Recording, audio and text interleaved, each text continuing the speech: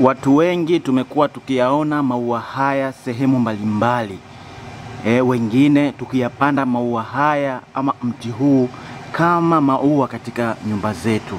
Maua haya mara nyingi huwa yanajiota sehemu yenye vipori, lakini maeneo ambayo karibu wanapoishi binadamu.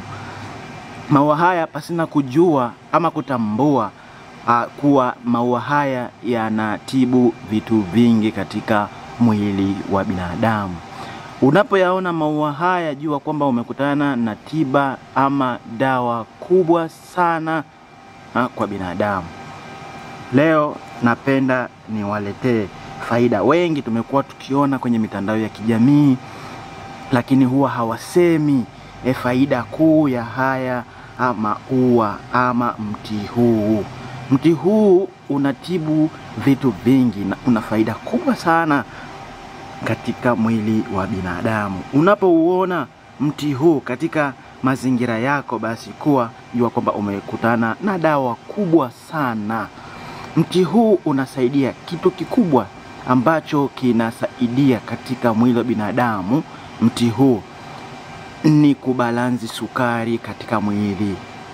Huu mti unafanya kazi kubwa ya kubalansi kwa wale wenye matatizo ya sukari. Lakini pia wewe ambao huna matatizo ya sukari, unataka kufanya mwili wako uwe balanced, usije ukapata maradhi ya kisukari, basi utumie mti huu. Haya maua tunazungumzia nini ambacho tutakutumia? Ni haya maua. Chuma maua yako kama unavyoyaona mtazamaji wangu. Haya maua, unachuma ua lako kama hivi kadhaa. Unachuma maua yako hivi kadhaa kama hili unapoliona. Unachuma maua yako haya kadhaa. Kisha ukishachuma maua yako haya, unakwenda kuyachemsha. Yachemshe ndani ya muda wa dakika 2 mpaka 3. Yachemshe. Ukishachemsha maua yako haya, tia kwenye kikombe chako cha chai. Tia kikombe cha chai, kama ni una kikombe cha kahawa basi vikombe 4. Tia katika kikombe chako, alafu kunywa kutwa mara 3 kwa siku ndani ya siku 7. Wewe ambao mwenye matatizo ya sukari, tumia mwezi mzima tumia maua haya. Hakika utaona maajabu kabisa. Hii miti jamani, miti sio uchawi.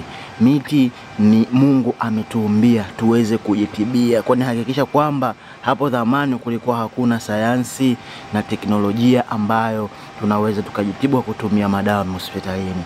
Mwenyezi Mungu atuleta duniani, alituletea kila kitu ambacho tunaweza kujitimbia. Hakuna ugonjwa ambao Mungu ameuleta ambao hauna dawa. Kila ugonjwa ambao Mungu ameuleta basi una dawa, na dawa zake ni za miti.